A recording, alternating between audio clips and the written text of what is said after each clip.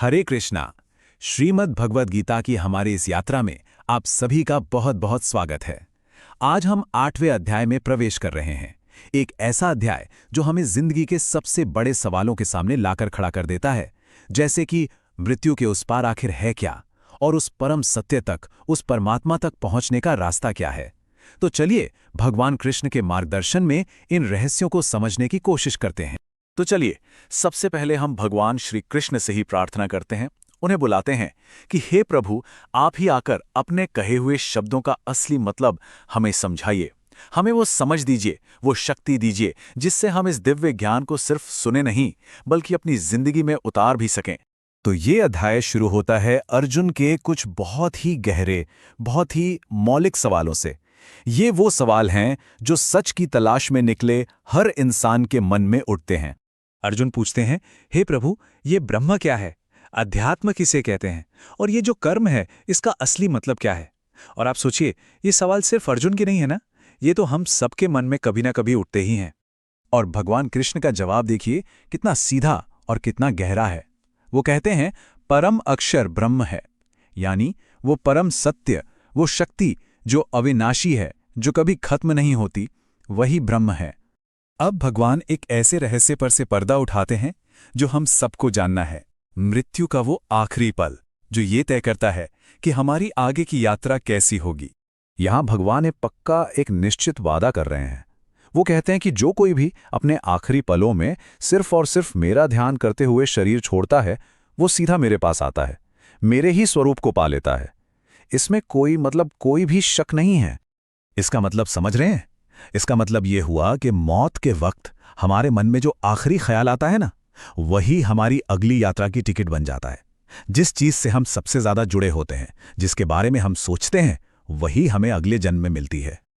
और इस बात को समझाने के लिए एक बहुत ही कमाल की कहानी है, अजामिल की कहानी। देखिए, अजामिल कोई संत नहीं था, बल्कि एक बहुत पापी इंसान था। लेकिन उसने एक अच्छा काम किया था। अपने सबसे छोटे बेटे का नाम रख दिया था नारायण। तो जब उसकी मौत का वक्त आया, वो दर्द से तड़प रहा था और बस अपने बेटे को पुकारने लगा, नारायण नारायण। और जानते हैं क्या हुआ? सिर्फ भगवान का नाम लेने से, अनजाने में ही सही, यमदूतों की जगह भगवान विष्णु के दूत उसे लेने आ गए। ये है नाम की शक्ति। तो अब सवाल ये उठता है कि भाई, हम ये पक्का कैसे करें कि हमारे आखिरी वक्त में भगवान का ही नाम याद आए, है ना? तो भगवान कृष्ण इसका भी एक प्रैक्टिकल तरीका बताते हैं, लगातार याद करने का अभ्यास। भगवान अर्जुन से कहते हैं, सुनो, तुम्हें हर पल मेरा ध्यान करना है और साथ ही अपना काम भी करना है, यानी युद्ध भी करना है। देखिए, भगवान ये नहीं कह रहे हैं कि सब कुछ छोड़कर बैठ जाओ। वो कह रहे हैं कि अपना मन और अपनी बुद्धि मुझे सौंप दो और फिर अपना काम करो। अगर ऐसा करोगे तो पक्का बिना किसी शक के तुम मुझे ही पाओगे। और यही चीज, यही तरीका तो हमें साधु संतों की जिंदगी में भी देखने को मिलता है। वो लोग दिन रात भगवान का नाम क्यों जपते हैं? ताकि वो नाम उनकी सांसों में, उनकी आत्मा में ऐसा बस जाए कि आखिरी पल में भी बिना कोशिश किए जुबान पर वही नाम आए। इसके बाद भगवान कृष्ण दो ऐसे रास्तों के बारे में बताते हैं जिन पर आत्मा शरीर छोड़ने के बाद जा सकती है। तो देखिए, ये दो रास्ते हैं। एक है देवयान, यानी रोशनी का रास्ता, और दूसरा है पितृयान, यानी धुएं या छाया का रास्ता। जो ज्ञानी योगी प्रकाश में दिन के समय शुक्ल पक्ष में शरीर छोड़ते हैं, वो इस देवयान वाले रास्ते से ब्रह्म तक पहुंचते हैं और फिर वापस नहीं आते। लेकिन जो लोग धुएं में, रात में, कृष्ण पक्ष में जाते हैं, वो पितृयान वाले रास्ते से चंद्रलोक जाते हैं। वहां अपने अच्छे कर्मों का फल भोगते हैं और फिर वापस इसी धरती पर जन्म ले लेते हैं। लेकिन रुकिए, इन सब तरीकों और इन रास्तों से भी ऊपर, इनसे भी परे, भगवान कृष्ण एक सबसे आसान और सबसे ऊंचा रास्ता बताते हैं। और वो रास्ता क्या है? वो है अनन्य भक्ति। इसका मतलब है भगवान के लिए एक ऐसा प्यार जिसमें कोई और ना हो, एक अटूट, एक निष्ठ भक्ति। ये भगवान तक पहुंचने का सबसे सीधा, सबसे पावरफुल तरीका है, जो किसी भी कर्मकांड से बहुत ऊपर है। और यहां भगवान एक बहुत ही प्यारा, बहुत ही शक्तिशाली आश्वासन देते हैं। वो कहते हैं, जो योगी हमेशा मुझ में ही लगा रहता है ना, उसके लिए मैं सुलभ हूं। सुलभ मतलब मैं उसे बहुत आसानी से मिल जाता हूं।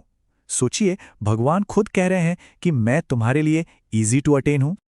और इस सबसे ऊंचे रास्ते का फल क्या है? इसका नतीजा है 0 रीबर्थ्स। जन्म मृत्यु का ये जो दर्दनाक चक्कर है, इससे हमेशा हमेशा के लिए छुटकारा। जो भक्त इस रास्ते से भगवान को पा लेते हैं वो फिर कभी इस दुनिया में लौटकर नहीं आते। तो कुल मिलाकर इस परम मंजिल तक पहुंचने और इस जन्म मरण के चक्कर को खत्म करने की चाबी आखिर है क्या? क्या वो मुश्किल मुश्किल पूजा पाठ है या इन रास्तों का ज्ञान? नहीं, इस पूरे अध्याय का सार ये है कि असली चाबी किसी मुश्किल काम में नहीं है, बल्कि भगवान के साथ एक सीधे सच्चे प्यार भरे और लगातार बने रहने वाले कनेक्शन में है। बस यही अनन्य भक्ति ही सबसे बड़ा रास्ता है।